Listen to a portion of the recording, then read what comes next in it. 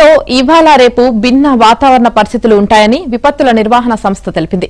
కొన్ని చోట్ల 41 నుంచి 43 డిగ్రీల ఉష్ణోగ్రతలు, మరికొన్ని ప్రాంతాల్లో పిడుగులతో కూడిన వర్షాలు కురిసే అవకాశం ఉందని హెచ్చరించింది.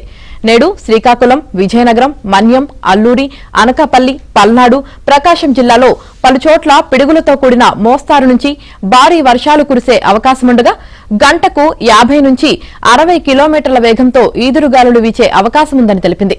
విశాఖపట్నం, కాకినాడ, కోనసీమ, తూర్పు గోదావరి, పశ్చిమ గోదావరి, ఏలూరు, కృష్ణా, ఎన్టీఆర్, గుంటూరు, బాపట్ల, నెల్లూరు, కర్నూలు, నంద్యాల, అనంతపురం, శ్రీ సత్యసాయి, కడప, అన్నమయ్య, చిత్తూరు, తిరుపతి జిల్లాల్లో అక్కడక్కడ పిడుగులతో కూడిన తేలికపాటి వర్షాలు పడతాయని వివరించింది.